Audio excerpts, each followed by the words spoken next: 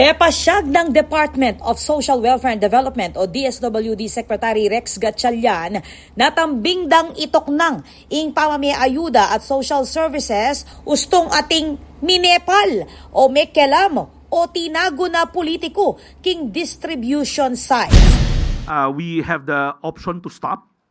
Diba? Pag biglang nag-gate crash, we can stop. Pero wag na natin paabutin sa ganon kasi malalagay naman sa alanganin yung gumawa nun.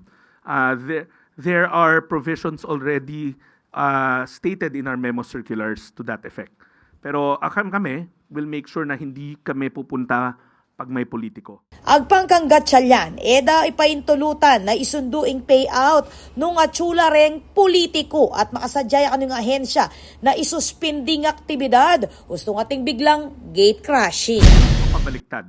Hindi ko papapuntahin yung mga paymaster namin at yung mga social worker namin habang nandun yung mga politiko. I think that's a proactive measure.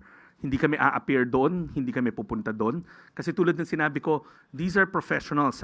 They will not allow themselves to be used by anybody. Dikdik ning Secretary malino ang makasulat king Joint Memorandum Circular ning DSWD, Department of Labor and Employment at Department of Economy, Planning and Development na pagbawaling presensya da rin politiko king aktual a distribution ning ayuda. Dagdag na pa magsilbing manimunang depensa reng social worker ning DSWD bang asigurado na magagamit king pampolitikang interes reng programa ning ahensya. Ako po, Patricia Mamangon para king News Force Pampanga. Balitang Tutuking Balen, susuyo.